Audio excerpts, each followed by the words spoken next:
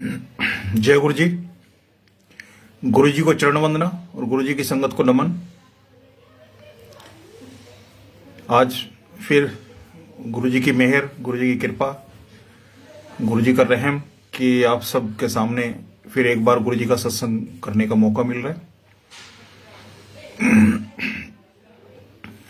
लेकिन सत्संग सुनना या करना वो तभी सफल है जब उसमें जो बातें, जो शिक्षा, जो गहराई, वो समझ के और उस पर अमल करना।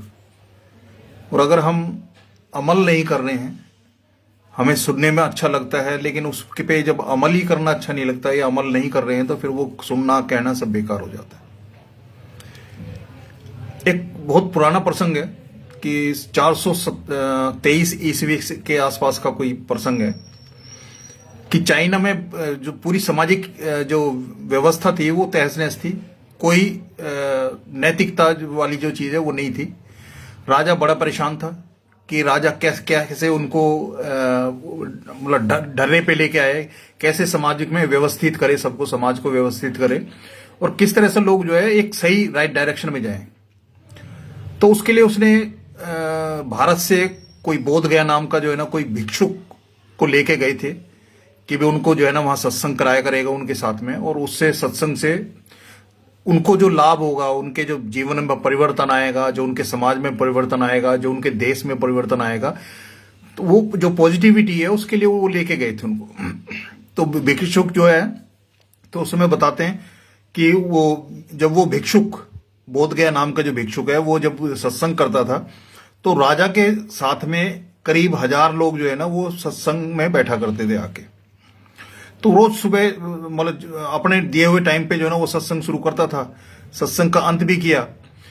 और लेकिन वो कई दिन तक देखता रहा उसमें कि सत्संग तो वो करता है, सुनते भी हैं सारे, क्योंकि राजा साथ में बैठा है तो इसलिए जो है ना कोई बातचीत या इस तरह का तो कुछ नहीं होता, लेकिन उनके व्यवहार में, आचार में, उसमें कहीं कोई परिवर्तन नजर नहीं आ रहा।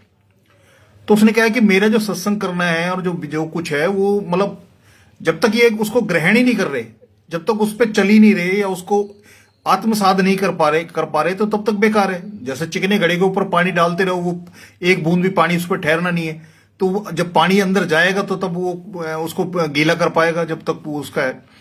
तो उन्होंने क्या किया कि एक दिन पूरा संगत बैठी हुई थी, राजा भी आके बैठ गया और उसने दीवार की तरफ मुंह कर लिया, मतलब उनकी तरफ पीठ कर लिया और दीवार की तरफ मुंह कर लिया और उसने अपना सत्संग शुरू कर दिया। अब सत्संग वो करने लगा तो अब उनको दिक्कत हुई। वो कहने के हम तो इस तरह बैठे हैं और ये जो है ना महाराज जो है ना उसकी दीवार की तरफ मुंह करके दीवार को सत्संग सुना रहे। तो बाकी तो किसी की हिम्मत नहीं। तो राजा ने उसको बोला कि महाराज आप जो है, हम सारे लोग तो इधर बैठे हैं, हमारी तरफ आप पीठ करके जो है ना दीवार को आप ये सत्संग सुना रहे। तो उन्होंने बोला, कहने कि जी दीवार में और आप में मैं कोई फर्क नहीं कर पा रहा, क्योंकि ना तो दीवार कोई रिएक्शन दे रही है, ना आप में कोई आपका कोई रिएक्शन है, ना दीवार में कोई परिवर्तन आ रहा है, ना आप में कोई परिवर्तन आ रहा है। तो मैं दीवार को सुनाऊं या आपको सुनाऊं, मतलब कोई फर्क नहीं पड़ता, क्योंकि दोनों में से कोई भी ग्रहण करने की स्थिति में नहीं है, उसको आत्मसात नहीं करते, उसके अपने जो वचन सुने हैं उन पे अमल नहीं करते। तो जब वो अपनी जिंदगी में उन अच्छाइयों को, अच्छी चीजों को जब वो उतार ही नहीं रहे हैं, तो ये जो परिवर्तन जिसके लिए आप महाराज मेरे को लेकर आए, वो तो परिवर्तन तो हो ही नहीं सकता। तो जो गुरुजी महाराज सुनने के लिए बोलते हैं और समझाना, तो जो उनको समझाना वो तो समझा ही देंगे। तो सुनने के लिए बोलते हैं तो ध्यान से सुनना बहुत जरूरी है, क्योंकि सुनना आएगा तो समझ में आना शुरू हो जाएगा। और गुरुजी के यहाँ एक दूसरा है कि साथ में सुनने के साथ में गुनगुनाना का नहीं है, गाना नहीं है, गुनगुनाना नहीं है। और उसका भी एक पर्पज है। जैसे हम मुंह से अगर हम बोलते हैं तो जो हमारे कानों में जा रहा है ना वो हमारे अंदर नहीं जा पा रहा है, मतलब इधर से कान में ले रहे हैं और आगे से मुंह से बोल रहे हैं तो वो ऊपर ऊपर है, ये कंठ से ऊपर की स्थिति है, उससे अंदर नहीं जा रहा। और जब तक कोई बात आपके हृदय में ना समा जाए, हृदयंगम ना हो जाए, तब तक जो है ना उस बात का असर होगा नहीं, वो अंदर जाएगी। जैसे दवाई और ये सत्संग या शब्द जो हैं, जब तक आपके गले के नीचे से नीचे नहीं जाएंगे तब तक वो उनका कोई फायदा होने वाला नहीं। ये ऊपर से ऊपर निकल के मालिक दवाई खाई उल्टी कर दी, तो जब वो अंदर ही नहीं गई तो एक्टिवेशन नहीं होगा, ऐसी उसका है। तो संगत, जो गुरुजी की संगत है, चाहे वो गुरुजी की गाड़ी पे गुरुजी लिखा है, ब्लेसिंग्स ऑलवेज लिखा है किसी ने, चाहे हमने कोई माला डाल रखी है, गुरुजी के लॉकेट डाल रखे हैं, चाहे उनके नाम की घड़ी जो है उनके स्वरूप की घड़ी डाल रखी है, जो भी कुछ ऐसा कुछ चिन्ह है, और हम इस समाज में रहते हैं, अगर उसके बाद ये सब होने के बाद, गुरुजी की संगत में आने के बाद, अगर हमारे आचार में, व्यवहार में, हमारी बोलचाल में अगर फर्क नहीं आ रहा है, हम सामने वाले को इंसान नहीं समझ पा रहे हैं, और अपने अहम और वहम को नहीं छोड़ पा रहे हैं, और सिमरन से नहीं जुड़ रहे हैं, तो ये सब कुछ जितनी भी व्यवस्था गुरुजी ने कर छोड़ी है उसका कोई मायने नहीं रहता। सिर्फ एक भीड़ है, उस भीड़ में जुड़ते जाएंगे, भीड़ होती जाएगी, लेकिन उस भीड़ का कोई राइट डायरेक्शन नहीं होगी, क्योंकि 1 to 1 है गुरुजी का, सबका अपना एक रिश्ता है, उसमें कोई ये नहीं है कि दो एक साथ ज्वाइन करेंगे, हर एक की अपनी जर्नी है गुरुजी के साथ में, और गुरुजी सबके साथ उसी जर्नी के हिसाब से चलते हैं जो आपका है, जो आप अपने भाग्य में लेख लिखा के आए हो, और जो आप कर्म कर रहे हो, उन दोनों का जो योग जो बनता है, उससे जो रिजल्ट आएगा वो आप लोगों को है। तो इसमें यह है कि कर्म भी अच्छे करने, और जो किस्मत है, तो किस्मत तो वो बदल सकते हैं, बशर्ते कि हम उस रास्ते पे तो चल निकले। अगर हम वहां तक पहुंच ही नहीं रहे जो वो चाहते हैं हमारे से, हम इस जन्म में जो वो चोले में आए और हमें ये संदेश दे के गए, और जितनी पूजा पद्धति हैं, जितनी अभी तक मतलब हमने देखी, मानी, मनाई, और जितने हम टंटे घंटे में हम जो शामिल रहते हैं, उन सबको बहुत ज्यादा सिंप्लीफाई कर दिया, और बिना पते, जैसे होता है कि किंडरगार्टन में बच्चे को भेजते हैं, उसको नहीं पता तो भाई वो स्कूल में पढ़ने जा रहा है, उसको तो बस ये है कि वहां खिलौने मिलेंगे, टीचर गेम खिलाएंगे, इधर से उधर होगा। शुरुआत में बच्चे का होता है, उसको यही नहीं पता होता उसको मुंह किस तरफ करके बैठना है, बच्चे आपस में एक दूसरे की तरफ मुंह करके बैठते हैं, लेकिन वो खेल खेल में एक ऐसे प्रोसेस में आ जाते हैं कि आने वाली जिंदगी, आने वाली जो उनकी शैक्षिक योग्यता है, उसमें इजाफा होने लगता है। वो खेल खेल में गिनतियां सीख जाते हैं, खेल खेल में क्या क्या सीख जाते हैं, ABC सीख जाते हैं, वो मतलब उसको पता ही नहीं लगता उसको कि उसको किस प्रोसेस में डाला हुआ है। और यही गुरुजी का है, जो गुरुजी सत्संग कराते हैं, अपने दरबार में बुलाते हैं, बातें कराते हैं, उसमें कोई ऐसा प्रेशर नहीं है जो आपके माइंड पे हो, आपके शरीर पे हो, क्योंकि ना कोई बैठने को कोई खास पोस्चर है, ना गुरुजी को मनाने का या प्रणाम करने का कोई खास पोस्चर है, जैसा जिसका दिल करे वैसे करो, पर जो भी करो वो दिल से करो, दिमाग से नहीं। और जितनी भी ये पूजा पाठ के जितने भी साधन हैं, जो हम दुनियावी जितने साधन हम इकट्ठे कर सकते हैं, उन सबके कोई मायने नहीं रह जाता अगर उनके साथ हमारा भाव नहीं जुड़ रहा है। और अगर हमारा भाव है और हमारे हाथ में कुछ भी नहीं है, क्योंकि मालिक को आपकी श्रद्धा, भाव और विश्वास ही चाहिए।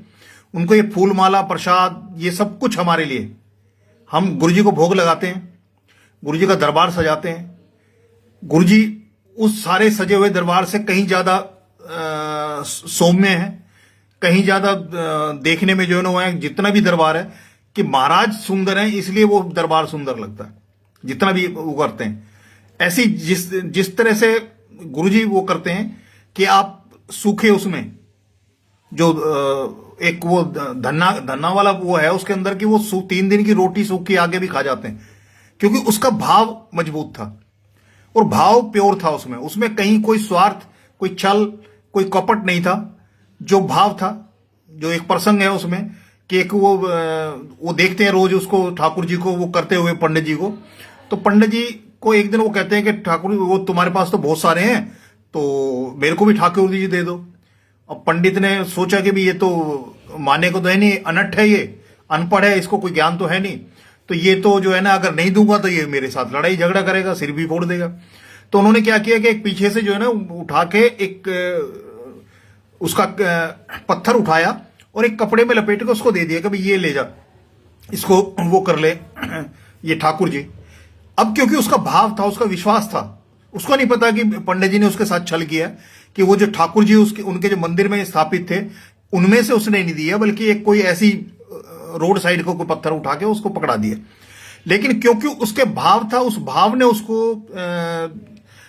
उसको ठाकुर जी बना दिया और उसने भोग वो किया, प्रसादा बनाया, प्रसादा बना के जो ना उनको बैठ गया लेके कि ठाकुर जी पहले आप छकोगे तो फिर मैं शुरू करूंगा।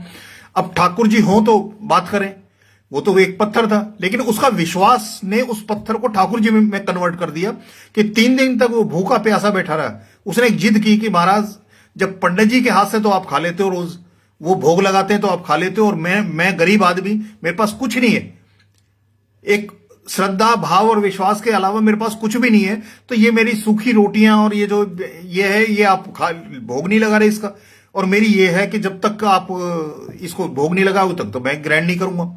3 दिन उसको बैठे हो गए, वो ठाकुर जी से अरदास कर रहा है, ठाकुर जी ऊपर से देख रहे हैं कि भाई ये तो मानने वाला नहीं है और इसको इतना ये भी ज्ञान नहीं है कि सामने ये पत्थर लेके बैठा है, लेकिन क्योंकि उसका विश्वास था, उस विश्वास ने उस पत्थर को ठाकुर जी में किया, ठाकुर जी को मजबूर किया, वो उसके सामने आए, प्रत्यक्ष में आए, प्रत्यक्ष में आके उसको बोला कि भाई हाँ बोले खा ले। उसने कहा जी बात वहीं की वहीं है कि पहले आप भोग लगाओगे तब मैं खाऊंगा, नहीं तो जैसे आप 3 दिन से मैं भूखा हूं, आप भी भूखे हो क्योंकि आपने भी भोग नहीं लगाया खाया और मैंने भी नहीं खाया, और मैं तभी तक नहीं खाऊंगा जब तक आप नहीं खाओगे।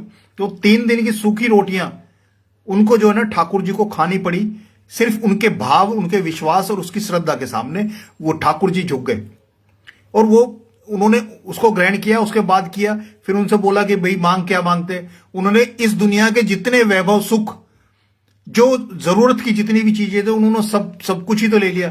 खेत खलियान क्या, शादी का क्या, बच्चों का क्या, सब कुछ, व्यापार क्या, वो सब कुछ ठाकुर जी ने दे दिया। सिर्फ उसने क्या दिया था, उसने दिया था प्यार, श्रद्धा, भाव और विश्वास, जो उसके पास था, और कुछ नहीं था उसके पास। ये दुनिया में कोई ऐसी चीज नहीं थी जो उनको चढ़ा सकता था, पर जो चीज उनको चढ़ती है वो चीज उसके पास थी।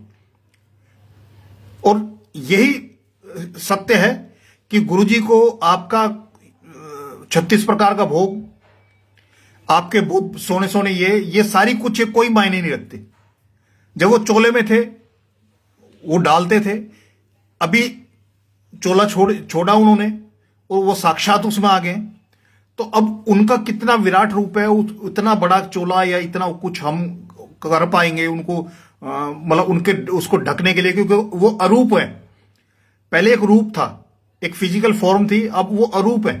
तो उस अरूप को रूप में हम कैसे कन्वर्ट कर सकते हैं और कैसे उनको कर सकते हैं, तो उनको सिर्फ ये है, अब तय हमने कर रहे हैं कि आप गुरुजी के साथ में व्यापार करना चाहते हैं या प्यार करना चाहते हैं। उनको व्यापार का मतलब है कि मांग, जैसी हम कोई चीज मांगते हैं, डिमांड करते हैं किसी चीज की, तो बाजार का नियम लागू हो जाता है, डिमांड और सप्लाई। आपने मांग की, जिसके पास वो चीजें हैं वो उसकी सप्लाई करेगा, ये बाजार का नियम है। तो गुरुजी से भी जब हम मांग करते हैं और उन्होंने सप्लाई की, तो वो बाजार का नियम लागू कर दिया।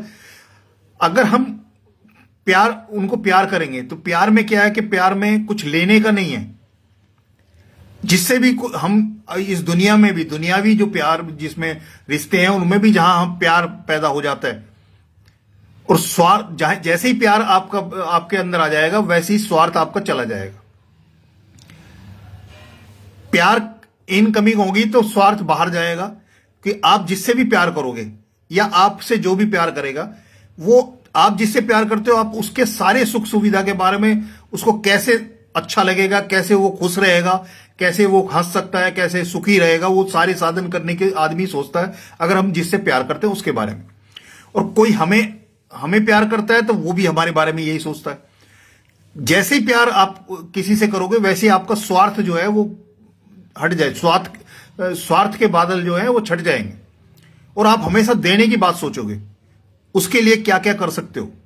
लेकिन जैसे ही स्वार्थ आएगा, प्यार गायब होगा, तो वैसे ही साथ में जो है आप उससे क्या क्या ले सकते हो, उसका यूज कहां कर सकते हो, उससे क्या क्या आप फायदा उठा सकते हो, क्या अपने लिए उससे पैदा कर सकते हो, वो सारी चीजें चल जाती हैं।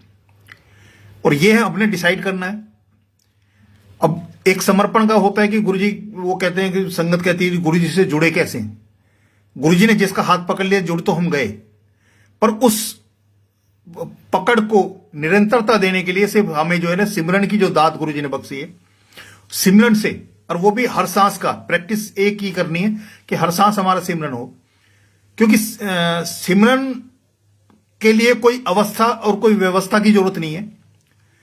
उसमें सिर्फ वही चीजें जो कुदरत हर इंसान को देके भेजती है, वही जो धन्ना धन्ना जो भगत ने किया था कि भाई उसने प्यार किया, विश्वास किया, भाव बनाया और श्रद्धा, वो सारी चीजें जो आपको कुदरत देके भेजती है, बस इस्तेमाल कर लो उसको।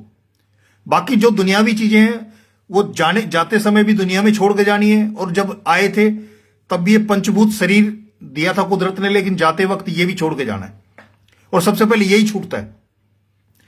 जब इसमें से आत्मा का प्रवास होता है या निकल के जाता है, तो बाकी जो सारी चीजें तो यहीं छूट जाती हैं। ये पंचभूत शरीर तो यहीं रह जाता है, सिर्फ एक वो जो ज्योत होती है वो अंदर से गायब होती है, और वो ज्योत गायब होने के बाद में परम ज्योत में मिल जाए, यही एक यात्रा है इस मनुष्य जन्म की।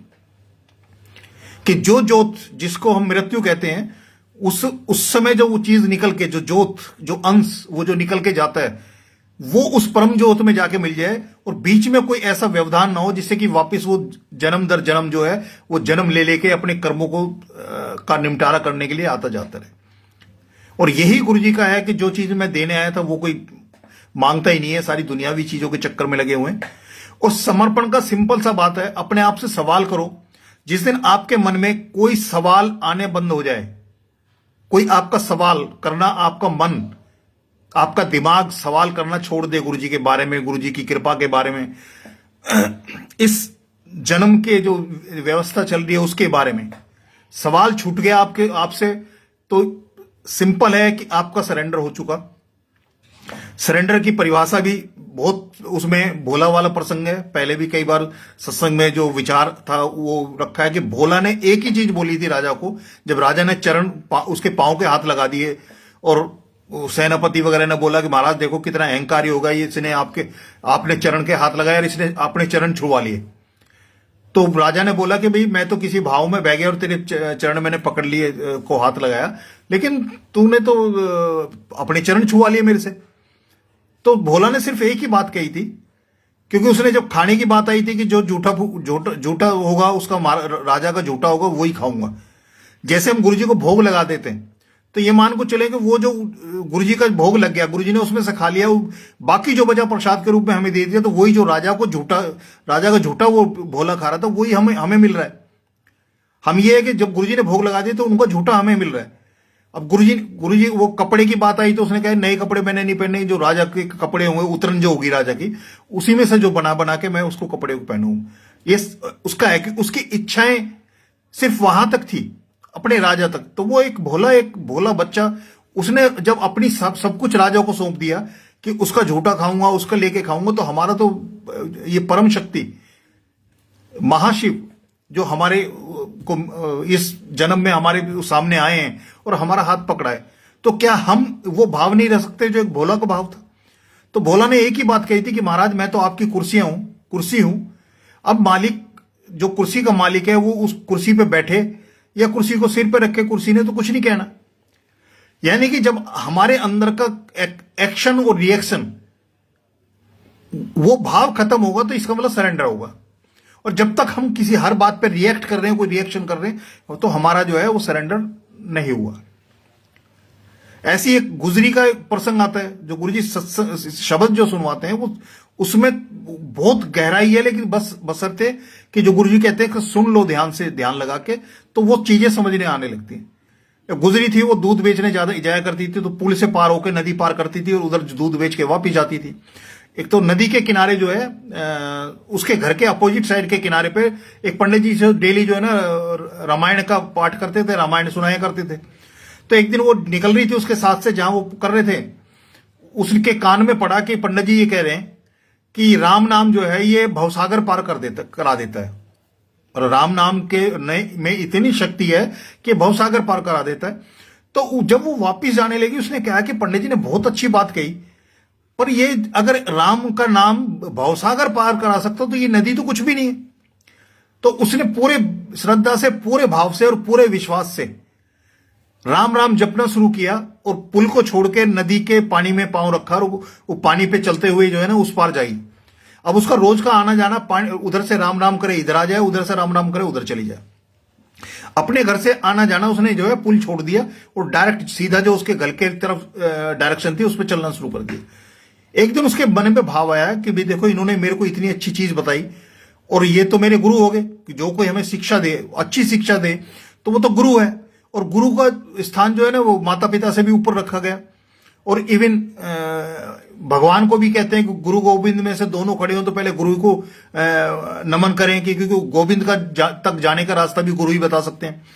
तो उसने कही कि इतनी अच्छा भाव है तो मैं इनको एक दिन मतलब अपने घर ले जाके इनको भोजन कराऊं और इनको जो है जो दान दक्षिणा है वो भी दूं, जैसे गुरु दक्षिणा वाली बात है। तो पंडित जी जब वो वापिस आई दूध बेच के, तो वो कथा वगैरह करके सामान समेट रहे थे। उसने गुजरी ने उसको बोला कि महाराज आपका जो है मैं बड़ा आभार व्यक्त कर रही हूं, क्योंकि आपने मुझे इतनी अच्छी चीज बताई कि जो है राम नाम जो है ना वो भवसागर पार करा देता है। तो मेरा यह है कि आप मेरे गुरु रूप में हो तो आप जो है ना मेरे घर आओ और वहां भोजन करो और जो दक्षिणा है, जो गुरु दक्षिणा मैं दे सकती हूँ, जिस लायक हूं वो ले लो। तो वो तो क्योंकि वो पंडित जी कर रहे हैं बिजनेस, जैसे ज्योतिषी हैं, तांत्रिक हैं, ये तो बिजनेस कर रहे हैं, तो ऐसे ही पंडित जी कर रहे हैं बिजनेस। अब वो तो चले गए, चलो भाई एक और जजमान मिल गया तो उसके साथ चल दिए। अब चलने लगे तो वो पंडित जी चलने लगे उसकी तरफ, जो वो था पुल था। तो गुजरी ने बोला कि महाराज पंडित जी उधर से कहां जा रहे हैं? इधर से जाते हैं, मेरा घर तो इस तरफ है। तो पंडित जी ने सोचा कि इस तरफ है, वो सामने पानी दिखाई दे रहा है, नदी दिखाई दे रही है पूरी लबालब। पंडित जी ने बोला, क्या लगे भी, अब उनके दिमाग में आया, कह रही ये तो जो है ना गुजरी मेरे को आज डुबाएगी। तो कह लगे अच्छा, एक तेरे को पता है तेरा घर किस तरफ है, तो आगे आगे तू चल और पीछे मैं आता हूं तेरे साथ। तो आगे वो गुजरी गई, उसने राम राम का अपना रटना शुरू किया, नाम लेना शुरू किया और वो पांव रख के पानी पे चल के और उस पार चली गई। अब पंडित जी ने पहले पूरा वाच किया कि वो अगर वो डूब जाती है तो मैं वापस मुड़ जाऊंगा। जब वो पार हो गई तो उन्होंने सोचा कि ये तो कल परसों से जो है ना राम का नाम जपना शुरू किया है और मैं तो सालों से राम नाम जप भी रहा हूं और जपा भी रहा हूं, तो जब ये पार हो सकती है तो मेरे को तो कोई दिक्कत नहीं। अब जैसे ही उन्होंने पानी के किनारे पहुंचे तो सबसे पहले तो उन्होंने अपनी धोती थोड़ी ऊपर की कि पहला जो पांव पानी में पड़ेगा पता नहीं कितना गहरा है, तो उसके हिसाब से धोती ना भीग जाए, उसको ऊपर किया। और जैसे ही उन्होंने पहला पांव किया वो फट डुबक गए नीचे। अब वो उसको गाली देने लगे कि गुजरी वो सुसरी वो तो पार निकल गई और मेरे को डुबा गई। तो जो सालों से नाम जप भी रहा था, जपा भी रहा था, लेकिन उसका विश्वास, उसका भाव, उसकी श्रद्धा उसमें कोई नहीं था, क्योंकि वो तो व्यापार कर रहा था। वो किताबी ज्ञान था, वो किताब पढ़ना और उसका अर्थ बता देना, लेकिन असल में उसके ऊपर अमल नहीं कर रहा था। अमल किया उस गुजरी ने कि पूरे प्यार भी किया, भाव भी रखा, श्रद्धा भी रखी और विश्वास भी रखा, और वो पानी के ऊपर चल के जाती थी और पंडित जी डूब गए। तो यही है कि हम उस गुजरी का जो प्रसंग है कि जैसा उसका भाव, जैसी उसकी श्रद्धा, जैसा उसका विश्वास, एक बार उसने सुना और उसी पे अमल करके अपने श्रद्धा भाव विश्वास से उसने राम के नाम की शक्ति का प्रमाण भी पा लिया और उस पे अमल करके आगे भी निकल गई और वो पंडित जी उसमें डूब गए। तो वही भाव जो उस गुजरी का था, वही भाव जो उस भोला का था, वही भाव हमारे अंदर जब तक नहीं आएगा तब तक हमारा ना तो समर्पण हो पाएगा और ना हमारा भरोसा टिक पाएगा। और भरोसा बड़ी चीज है। जैसे दो दोस्त थे, बहुत घनिष्ठ मित्र थे, लेकिन दोनों के जो विचारों में जो ना वो थोड़ा सा वो था। एक था पूरा आस्थावान कि ईश्वर पे जो है, ईश्वर है भी, दिखे या ना दिखे, जैसे हवा नहीं दिखती लेकिन होती है, ऐसे ईश्वर है और उस पर पूरा विश्वास करना जरूरी है। दूसरा था कि जब तक वो एक मतलब साइंस का स्टूडेंट कह सकते हो, साइंटिस्ट कह सकते हो, कि जब तक वो कसौटी पे कस के नहीं देखेगा तब तक वो जो है ना विश्वास नहीं करेगा। और इसमें मतलब अंधविश्वास नहीं है, विश्वास अंध कभी होता ही नहीं है। तो उसने दोनों दोस्तों में एक दिन बात होगी, तो जो था ईश्वर पे पूरी आस्था रखता था, विश्वास रखता था, उसने क्या है कि उसने बोला कि विश्वास बड़ी चीज है। जब हम किसी पे विश्वास करते हैं तो वो विश्वास अपना काम करता है और वो हमारी बड़ी से बड़ी समस्याओं को भी हल कर सकता है। तो वो कहने लगे जी विश्वास की क्या बात है, मतलब साइंस में तो एक फॉर्मूला है, जो फॉर्मूले पे सेट बैठेगा और उसका जो रिजल्ट आएगा उसको मानेंगे अदरवाइज नहीं है। जैसे गुरु जी के इतने संगत के पास सत्संग है कि ऐसे ऐसे सत्संग है कि जिनमें आप लॉजिक अगर लगाओगे तो इस दुनिया के सारे लॉजिक फेल हो जाएंगे, आपकी समझ में नहीं आएगा। क्योंकि एक आंटी थे जो पेशे से डॉक्टर थे, उनके हस्बैंड भी डॉक्टर थे, उनके पापा जो है, आंटी के पापा जो है ना यहाँ थे गुरुजी के यहाँ, और वो अमेरिका में थे, यूएस में। उन्होंने कहा उनको कोई इशू नहीं था, और वो उनको लेके जो है ना वहाँ सारे डॉक्टर जो है वहाँ के डॉक्टर, जहाँ बड़े से बड़े डॉक्टर, सबको दिखाया तो उन्होंने बताया कि आप जो है ना कंसीव नहीं कर सकते क्योंकि आपको ओवरी नहीं है। उन्होंने, डॉक्टर ने बताया, और कहना कि बेटर है अगर बच्चा आप चाहते हो तो आप किसी बच्चे को अडॉप्ट कर लो। अडॉप्ट के लिए मने किया। यहां गुरुजी ने एम्पायर स्टेट में उनके पापा को, आंटी के पापा, फादर को जो है, जो गुरुजी के पास थे, उनको कोई प्रसाद दिया उनकी बिटिया के लिए कि आप जो है इसको वहां भिजवा दो। उन्होंने वहां भिजवाया, वो उन्होंने प्रसाद ग्रहण किया। उसके बाद उन्होंने कंसीव भी किया और मुंडा हो गया। जब वो इंडिया में आए, जो गुरुजी के यहाँ आए मत्था टेकने, तो क्योंकि हमारी एक इच्छा कोई पूरी हो जाती है, एक कोई जरूरत पूरी हो जाती है, तो हम दूसरी पे चल निकलते हैं। हमारी विश लिस्ट बहुत लंबी है लाइफ की। एक चीज खत्म होते होते हम दूसरी को जागृत पैदा कर लेते हैं। अब वो आंटी थी, बैठ के जो गुरुजी के यहाँ वो फिर अरदास करने लगी कि एक और चाहिए, और चाहिए भी मुंडा। तो गुरुजी ने उनको उठा के और सत्संग कराया कि भाई आप बताओ कि भाई ऐसे ऐसे जो है ना वो तुम्हें एक पहला, वो कि भाई पहला तो एक दे दिया और दूसरा फिर मांग रही। तो उसने कहा हाँ गुरुजी। कहने लगा अच्छा अब ये तो बता कि तेरे को मतलब ओवरी नहीं है, मतलब जहां बच्चा कंसीव करता वो ही नहीं है, और उसको बच्चा हो गया। मेरा दोस्त है, वो हॉस्पिटल से रिटायर्ड है अब। तब ऐसी कोई बात चल रही थी तो मैंने उससे बोला कि तुम्हारी मेडिकल लाइन में, चाहे वो आयुर्वेदा हो, चाहे होम्योपैथी हो, चाहे एलोपैथी हो, चाहे यूनानी हो, जो भी दुनिया की जितनी भी वो हैं, कोई ऐसी कोई पैथी है, कोई ऐसी कोई साइंस है कि जिस लेडी को ओवरी ना हो उसको जो है ना बच्चा हो जाए। तो उसने कहा कि लगा ऐसा तो हो ही नहीं सकता, क्योंकि जो कंसीव करने के बाद में जो जिसमें बच्चा डेवलप करता है, जब वही चीज नहीं है बॉडी के अंदर तो वो होगा कहां। मैंने कि ये गुरुजी के यहां वो है कि जिसके पास ओवरी नहीं है और उसको कंसीव भी हो और बच्चा भी हुआ। कह रहा हो ही नहीं सकता, क्योंकि हमारी साइंस जहां फेल हो जाती है, जो साइंस का चरम बिंदु है, जहां लास्ट है, चाहे मेडिकल लाइन का जो लास्ट है, वहां से तो गुरुजी शुरू होते हैं। तो हम उनकी सोच को ना पकड़ सकते हैं, ना उनकी कृपा को पकड़ सकते हैं। तो उन्होंने, वो मेरे दोस्त से बहुत काफी हुआ। मैंने कि जिस दिन तेरे को तेरी सारी इस मेडिकल लाइन में इसका जवाब मिल जाए तो मेरे को बता देना। और हमारे यहां जो है ना साक्षात है कि गुरुजी ने मतलब ऐसों को भी ब्लेस किया है जिनके ओवरी नहीं है और उनको बच्चा हुआ। ऐसे एक आंटी एम्पायर स्टेट में आए थे, उनकी बिटिया का रिश्ता हुआ, उसका कार्ड लेके आए थे गुरुजी के पास में। उन्होंने गुरुजी को देते हुए ब्लेस कराने के लिए, उन्होंने गुरुजी मेरी बिटिया की शादी है। तो गुरुजी ने बोला सानू की। उन्होंने सोचा कि गुरुजी ने सुना नहीं है, क्योंकि गुरुजी जब वहां लाइन लगती थी एम्पायर स्टेट में, तो जितनी भी संगत आगे मत्था टेक रही होती थी वो सबको रेस्पॉन्ड करते थे। तो उन आंटी को लगा कि गुरुजी ने सुना नहीं है कि मैंने क्या बोला है। तो उन्होंने फिर रिपीट किया कि गुरुजी ये मेरी बिटिया की शादी का कार्ड है। तो गुरुजी ने फिर बोला सानू की। अब आंटी को कुछ समझ में आया कि वो कुछ गलत बोल रहे हैं, तो उन्होंने तीसरी बार में उनको गुरुजी को बोला कि गुरुजी आपकी बेटी का कार्ड है। तो गुरुजी ने पलट के बोला त्वानू की, फिर त्वानू की। यानी कि जब तक मेरी मेरी हम करेंगे, मैं करेंगे, जब तक गुरुजी कह रहे थे सानू की, क्योंकि जो चीज तुमने अपने अपने उसमें रखी हुई है, कब्जे में रखी हुई है, तो उसमें गुरुजी कहां से उसको वो करेंगे। और जब आंटी ने बोला कि तो आपकी बिटिया की शादी है, तो गुरुजी ने बोला त्वानू की।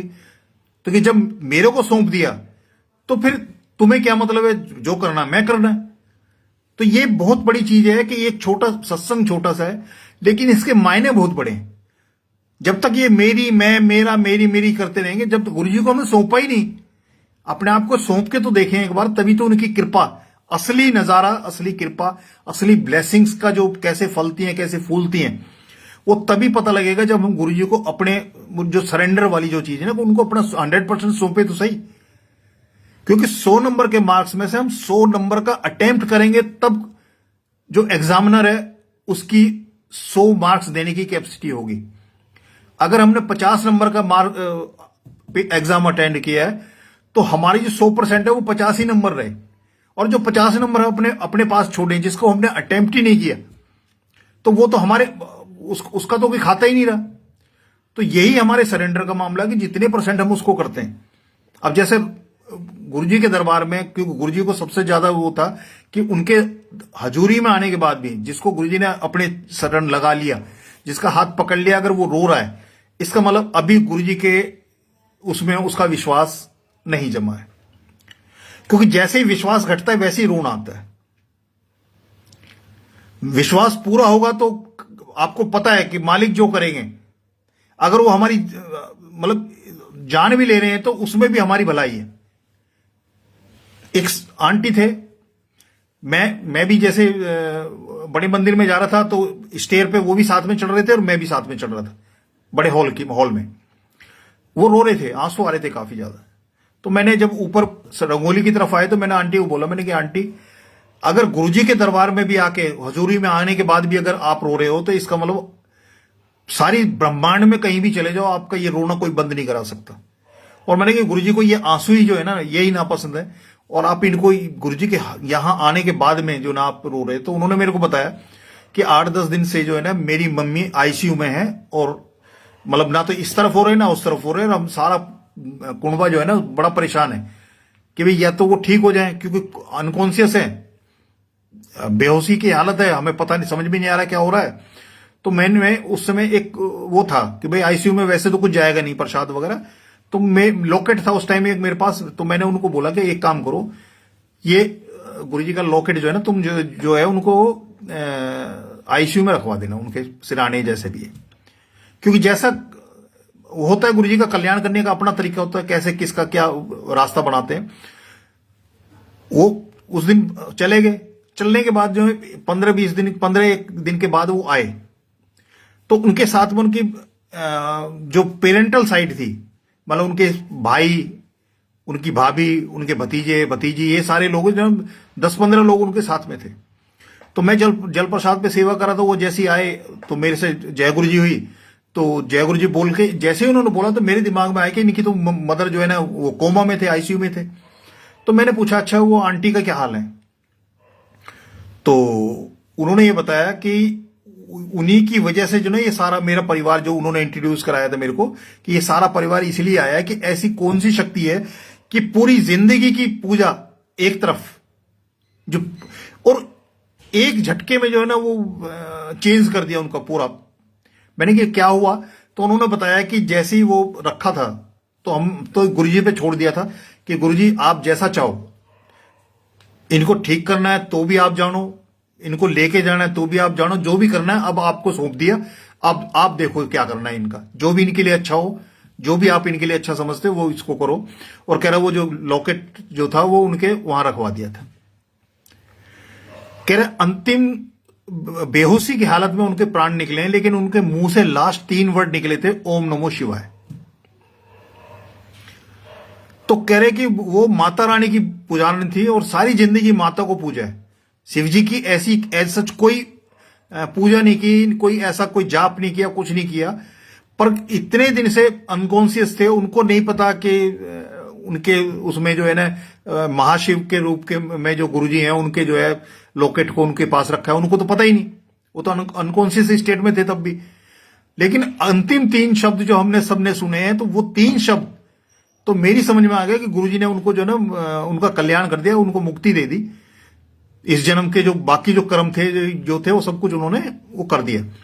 और ये सारे लोग जो है इसी वजह से देखना है, ऐसी कौन सी शक्ति है जो सारी की जिंदगी की पूजा एक तरफ, पूरा पूजा व्रत उपाय जो सब कुछ है वो एक तरफ, और अंतिम समय जो है ना उनके मुंह से निकला।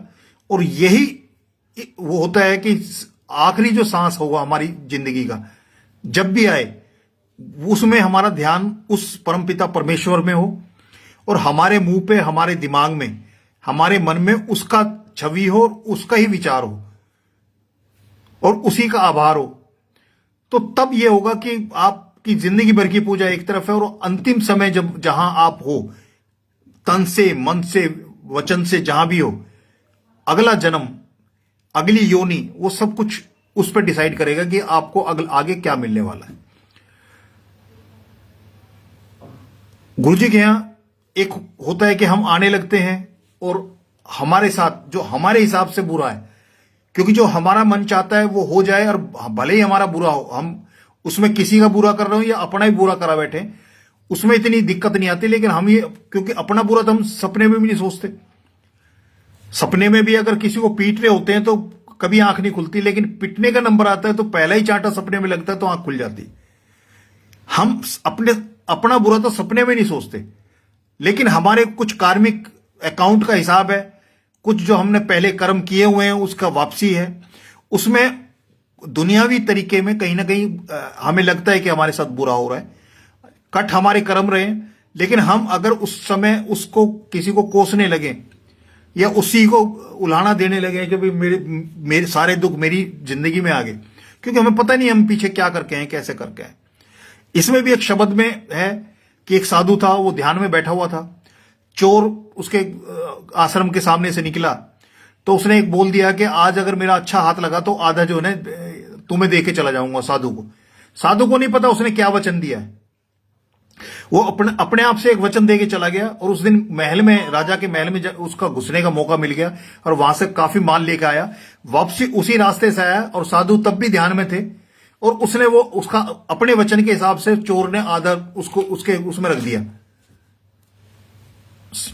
अब आधा उसमें रख दिया, साधु का उसमें कोई इन्वॉल्वमेंट नहीं, साधु ने कोई वचन नहीं है, ना साधु की नॉलेज में कि वो सामान रख के गया है या उसने कोई वचन किया है। लेकिन जब राजा के यहां चोरी का पता लगा, वो ढूंढने लगे, तो चोरी का माल उस साधु के कुटिया से निकल गया। अब उसको ले जाके राजा के दरबार में हाजिर किया। राजा ने देखे साधु और ऐसे कर्म, मतलब ये चोरी का भागीदार। तो उन्होंने कुछ पूछताछ नहीं की उससे, साधु से, और सीधा उसको जो है मौत की सजा दे दी, फांसी की सजा। अब साधु को जो दिन तय था फांसी देने का, उससे पहले वो बैठा एकांत में, अपना ध्यान, जितना ज्ञान था सब कुछ लगा रहा है। उसने अपने 100 जन्म देख लिए, लेकिन उसको कोई ऐसा कर्म नहीं मिला जिसकी सजा ये फांसी की सजा मिल रही है। तो उसने अपने उसमें जो है ना अरदास लगाई कि हे प्रभु, मैंने पिछले अपने 100 जन्म देख लिए, लेकिन पिछले 100 जन्म में ऐसा कोई कर्म नहीं है जिसकी मेरे को ये फांसी की सजा मिल रही है, और इसमें मेरा कोई इन्वॉल्वमेंट नहीं। ना तो मैंने उस जो ये सामान रख के गया, ना तो मैं उससे मिला, ना मेरी कोई बातचीत, ना मैं उसको पहचानता, और वो क्यों रखा गया, किस वजह से, वो भी मुझे नहीं पता। लेकिन सामान, क्योंकि चोर वो है जिसके पोजेशन से जो है ना चोरी का सामान मिल जाए, चोर वो है जिसने चोरी की, वो तो बाद की बात है, लेकिन चोर वो है जिसके यहां से सामान, चोरी का सामान जिसके कब्जे से मिल जाए। तो तब आकाशवाणी हुई, उसको बोला कि तूने 100 जन्म तो देख लिए, पर 101वां जन्म और देख। तो 101वां जन्म देखा, तो उसमें देखा कि एक टीडा है, और वो एक कांटा, देसी कांटा है, और उससे जो है ना वो 5 साल का बच्चा उसको बींध रहा है, वो खेल रहा है और उसके प्राण निकल रहे हैं। यानी कि वो अनजाने में, बच्चा नहीं जानता कि इसकी मैं इसको मार रहा हूं या इसकी मौत हो रही है, उस अनजाने खेल खेल में जो काम कर रहा है, जो मतलब हम एक तो जान के कुछ पाप कर्म करते हैं और एक अनजाने में करते हैं। तो वो कहते हैं कि जब माफी मांगनी हो तो तब जो जान के पाप किए हुए उनकी तो मांगो ही मांगो, जो अनजाने में पाप हुए उनके बारे में भी वो कर दो, कि जो जिसकी नॉलेज ही हमें नहीं है वो भी हमें क्षमा करो, जिसका हमें पता ही नहीं कि हमारे हाथ से पाप हुआ है। तो उसने देखा, तो जब उस साधु का 100 जन्म के बाद भी उस एक पाप कर्म ने पीछा नहीं छोड़ा, तो हम क्या समझते हैं कि हमारा जो ऐसा कोई हम काम करते हैं उसका हम कभी पीछा छुड़ा सकते हैं? अब उसको जो फांसी हो रही है वो उसका वो है। अब वो परमात्मा को वो दे, वो कहे कि मेरी पूजा पाठ भी बहुत अच्छा था, सब कुछ अच्छा है, मैं पिछले 100 जन्म तक मैंने कोई ऐसा काम नहीं किया, उसके बावजूद भी फांसी हो रही है। यानी कि 100 जन्म की पूजा भी उसको एक पाप को मिटा नहीं सकी। लेकिन महाशिव के रूप में जो गुरुजी आ गए, तो उनके पास रीराइट करने की पावर है, मतलब रबर और पेंसिल है, कि जो हम लिखा के लाएं अपने कर्म, जो कर्मों का हिसाब किताब बनवा के लाएं, उसमें वो मिटा भी सकते हैं और नई इबारत लिख भी सकते हैं। पर उसके लिए भी हमें पूरा भरोसा हमें होना चाहिए। एक और मेरी बिटिया मेरे साथ जाती थी, इसमें एम्पायर स्टेट में, वहां सेवा भी करती थी साथ में। अभी पीछे महीने भर पहले वो मेरे पास रहने के लिए आई थी 2 दिन के लिए। तो उसने, ऐसी बात हो रही थी गुरुजी के बारे में, तो उसने एक अपना सत्संग बताया था। उसने बताया था कि जब मैं एम्पायर स्टेट जाया करती थी तो संगत आती थी वहां, तो वहां कोई नाम नहीं पूछता था, गांव नहीं पूछता था, जो भी सामने आता था अंकल या आंटी, उसके अलावा कुछ था ही नहीं। मतलब कोई क्या काम करते हो, कहाँ पढ़ते हो या काम करते हो, जो कुछ भी है, कहाँ रहते हो, कोई नहीं पूछता था। ना इतना किसी संगत के साथ में ऐसा कोई इंटरेक्शन होता था, क्योंकि वहां जाते थे, दरबार खुलता था, शांति से बैठ गए, ना दाएं से बात करनी ना बाएं से बात करनी, शब्द सुने, लंगर लिया, आज्ञा ली और चले गए। मतलब सोशल वाला जो मामला ही नहीं था। तो उसने एक दिन बोला कि गुरुजी आप तो मेरे को जानते ही नहीं होंगे, और जानना क्या है, आप तो मेरा नाम भी नहीं जानते होंगे। उसने एक सवाल गुरुजी के पास रख दिया। उसी रात को गुरुजी ने सपने में दिखाया उसको कि एम्पायर स्टेट में गुरुजी अंदर गद्दी पे बैठे हुए हैं और बाकी सारी संगत बाहर है, वेट कर रही है कपाट खोलने का। इतने में अंदर से एक अंकल सेवादार जो है ना, वो बाहर आते हैं और बाहर आके वो अनाउंसमेंट करते हैं कि सन 1921 से पहले की जो संगत है उनको गुरुजी बुला रहे हैं अंदर। और मेरी बिटिया को वो लेके अंदर चले जाते हैं। अंदर जाके जब वो गुरुजी गद्दी पे बैठे होते, जाके वो मत्था टेकती है तो गुरुजी बोलते हैं, फिर अनु आंटी मैंने तेरा ना नहीं पता। यानी कि वो ये समझ रही थी कि गुरुजी ने जो है ना, गुरुजी मेरे तो नाम भी नहीं जानते, मतलब मेरे को जानना तो बहुत दूर की बात है। गुरुजी ने उनको उसका जवाब दिया कि एक तो कब से जुड़ी हुई है, कि 1900 पहले की संगत में उसको बताया कि उसमें है। दूसरा, गुरुजी ने वो बोला कि फिर अनु आंटी मैंने तेरा ना नहीं पता। ये भी बताया कि मैं तेरा सब कुछ जानता हूं। 1921 से पहले भी गुरुजी थे चोले में। अब वो चोला कौन सा था, आज जो हमारे सामने स्वरूप है गुरुजी की संगत, वो संगत भी है जो संगत ने गुरुजी को साक्षात देखा हुआ है पंचभूत शरीर में, और वो संगत भी है जो अब साक्षात देख रहे हैं, जिनके सामने वो शरीर रूपी पर्दा नहीं है, वो सीधा रब से मिल रहे हैं।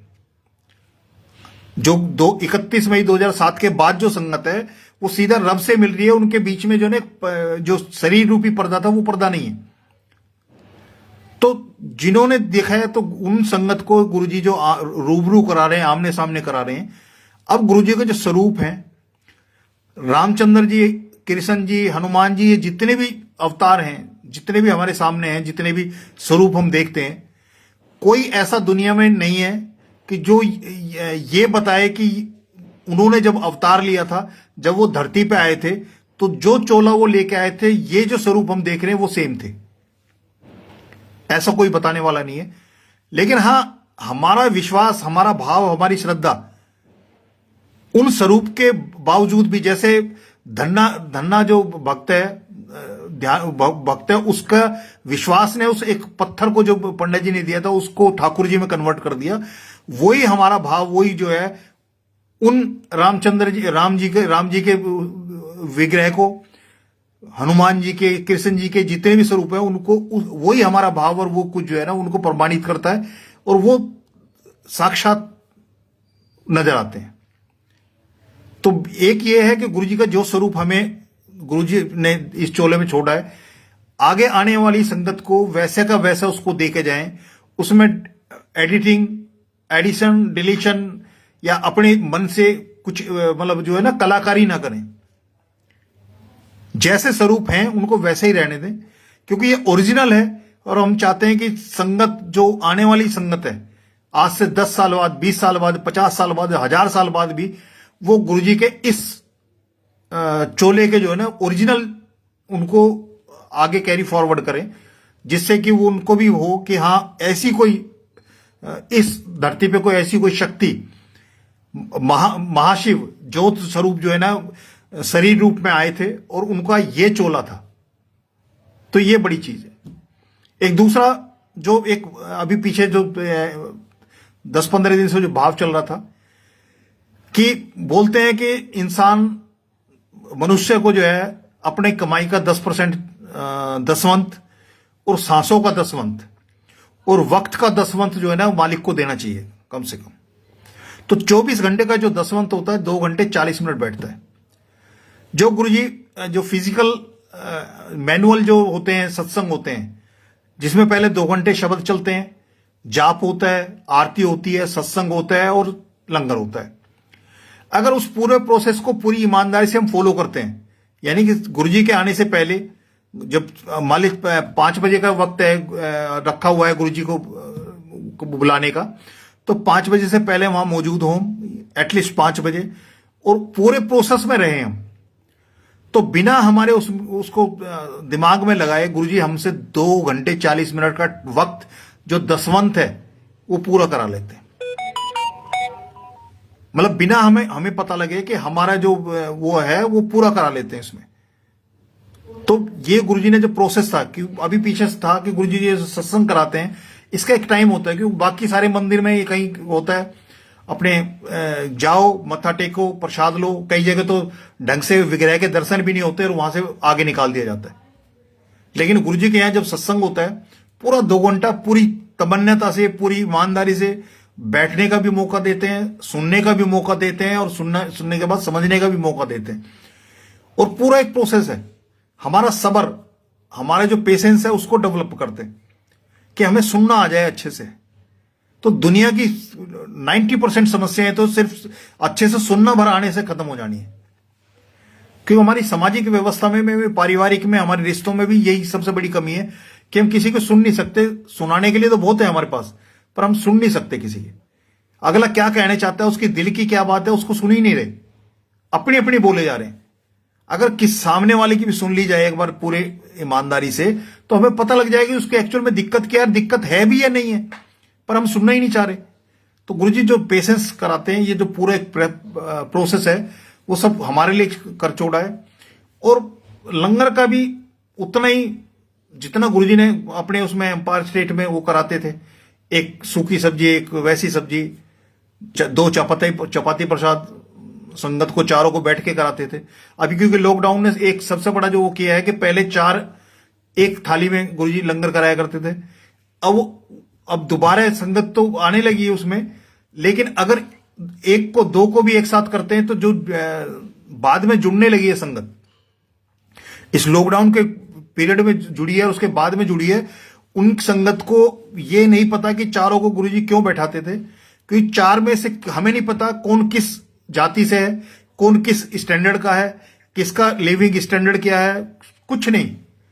चारों एक जगह बैठा दिए तो जो बहुत हाई फाई है, अपने आप को जो सामाजिक व्यवस्था में अपने आप को बहुत ऊंचा मानता है, उसका कायदा नीचे कर दिया। जो जिसको समाज बहुत नीचे मानता है उसका कायदा ऊपर करके सबको एक लेवल पे लाके बैठा दिया।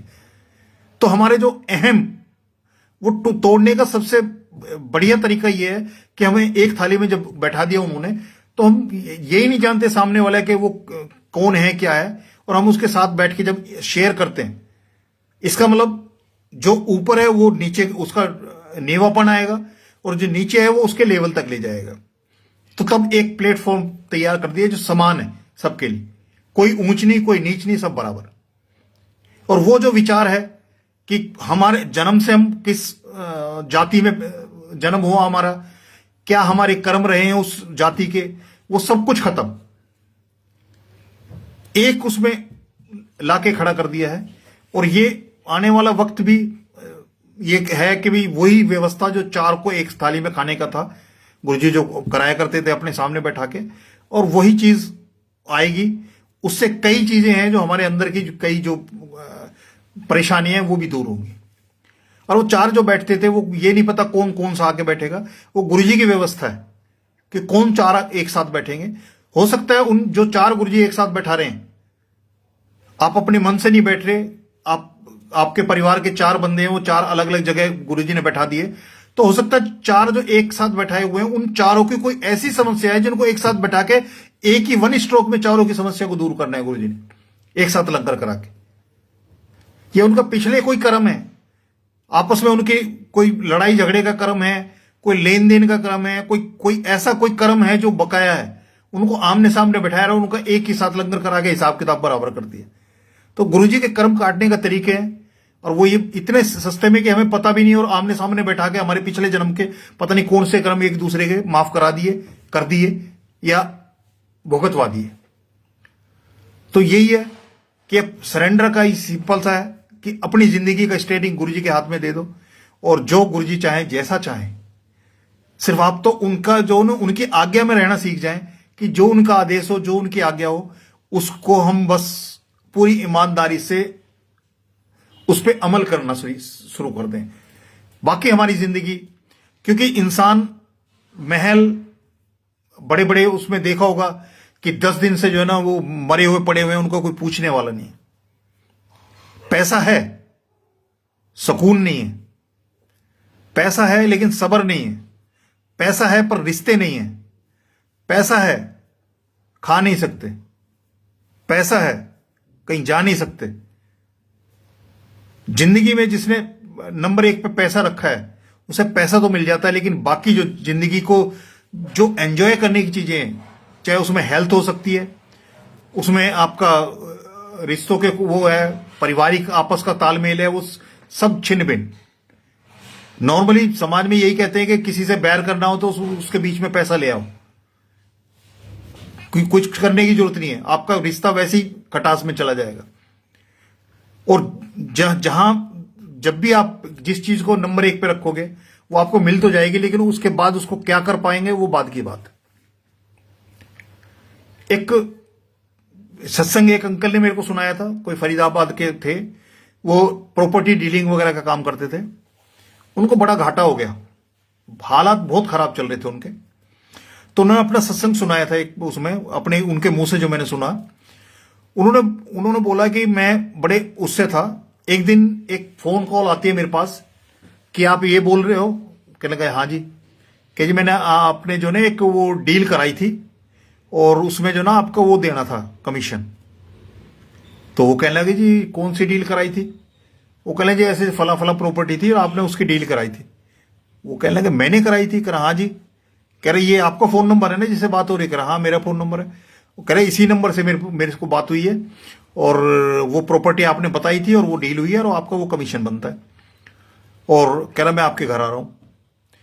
वो कह रहे मेरे घर आए अटैची लेके, ब्रीफकेस लेके आए और आके उन्होंने दिया कि जी इसमें जो ना आपका जो कमीशन बनता है 5 लाख रुपए और वो इसमें है और मैं ये आपका देने आया हूं। वो कहने लगे यार उस प्रॉपर्टी के बारे में तो मैं जानता नहीं। कह जी क्या बात कर रहे हो, आपसे मेरी बात हुई है और आपने मेरे को ये बताया था और ये सारी चीजें आपने डील फाइनलाइज कराई है। उस दिन जिस दिन वो सत्संग सुना रहे, कह रहे उन्होंने तो बता दिया इसमें 5 लाख है, मेरा उसमें कोई रोल नहीं है। मेरा कोई रोल नहीं है क्योंकि ना मैं उस प्रॉपर्टी वाले को जानता, ना उस प्रॉपर्टी के बारे में जानता, और वो मेरा फोन नंबर भी जानता है, मेरा घर का एड्रेस भी पता है उसको, और वो कह रहा है आपसे बात हो रही है, यानी कि मेरे जो टेलीफोनिकली उससे बातचीत हुई है वो भी मेरी भाषा उसी में हुई है और मैं कुछ नहीं जानता। अब वो कह रहा मेरा ऐसा वक्त चल रहा था कि मैं पैसे पाई से मोहताज था और कह रहा मेरी अब हिम्मत नहीं हो रही कि मेरा कोई रोल नहीं है, और वो कह रहे हैं कि इसमें 5 लाख रुपए आपका कमीशन है और आपकी डील बहुत बढ़िया डील कराई है और ये आपका कमीशन पड़ा हुआ है। मतलब एक ऐसी मतलब गुरुजी कैसे किस रूप में आके संगत का कल्याण करते हैं, ये गुरुजी का अपना तरीका है। एक संगत की बिटिया की शादी थी आंटी की, मेरे को भी कार्ड मिला उसका। तो मैं सेवा में था बड़े मंदिर में, वहां से सेवा ओवर करके 11 साढ़े 11 बजे करीब वहां से निकला, क्योंकि मैंने कि बिटिया की शादी है तो ओवरनाइट चलना ही है, फेरे वेरे तो तारों की छांव में रात को ही होना है, सुबह तक तो होगा ही, तो कभी भी पहुंच जाएंगे। तो वहां से मैं वहां पहुंचा तो वहां मैंने देखा कि शादी का जो एक खुशनुमा माहौल होता है कि चेहरों पे जो एक रौनक होती है वो सब गायब। अब मैं पूछ नहीं पाया कि वहां ऐसा क्या हुआ कि जिसकी वजह से सबके चेहरे ऐसे उतरे हुए हैं। और मैं वहां गया, लंगर बड़े मंदिर से खा के आया था, वहां जो थोड़ा बहुत स्नैक्स वगैरह जैसे भी वो होता है उसमें, उसके हिसाब से मैं लेके और आ गया। बाद में मेरे को उस वहां का जो सत्संग सुनने को मिला कि पता लगा कि सबके चेहरे इसलिए उतरे हुए थे कि इधर तो दरवाजे में बारात आई थी और उधर जो जिस आंटी की बिटिया की शादी थी उसके प्राण चले गए, मतलब उसकी नवस गायब, हार्ट बीट खत्म। अब दरवाजे पे बारात वो लेके खड़े हैं और वो जो है ना वो गायब है, उसको उनको लेके गए, गुरुजी ने उसको नई जिंदगी दी। बहुत बड़ी चीज है।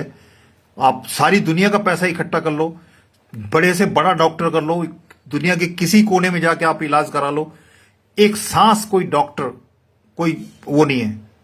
क्योंकि ये वो कहते हैं कि ना तो कोई जाते को रोक सकता है ना कोई आते को रोक सकता है। जिसने आना है वो भी आएगा, जिसने जाना वो भी आएगा। क्योंकि ये आना और जाना, जन्म और मृत्यु ऊपर वाले के हाथ है, किसी के हाथ नहीं। कोई ये कहे जी वो बहुत बढ़िया डॉक्टर था, उसने दवाई दे दी, ऑपरेशन कर दिया, उसने बचा लिया। बचाने वाला तो वही है कि अगली सांसें हैं वो कष्ट निकाल के उसको कर देता है। लेकिन यहां तो गुरुजी साक्षात आपके ज्योतिष में किसी से भी जो वो करोगे, उनकी कैलकुलेशन के हिसाब से जहां डेथ पॉइंट आ चुका, खत्म हो चुका उसकी जिंदगी, हाथों की रेखाएं खत्म बता रही है, माथे की लकीरें खत्म बता रही हैं, उससे आगे जिंदगी जी रहे हैं लोग संगत गुरुजी की। तो उन्होंने उनको जिंदगी दी। दूसरी जो उसके साथ जुड़ा हुआ एक सत्संग था कि उन्होंने कोई कैटरर किया था और शादी से कुछ दिन पहले उस कैटरर ने हाथ खड़े कर दिए, उसने मना कर दिया। अब दूसरा कैटरर करना था तो उन्होंने संगत में ही कोई थे, उनके थ्रू कोई कैटरर कराया। तो कैटरर ने बताया था कि जी आप जो है ना, बाकी तो जैसे मर्जी पेमेंट कर देना, पर शादी वाले दिन जो है ना मेरे को हार्ड कैश 50,000 रुपए दे देना। जो छोटे मोटे काम होते हैं, लेबर को देना है, कोई छोटा मोटा सामान मंगाना है, उसके लिए मेरे को हार्ड कैश साथ में चाहिए।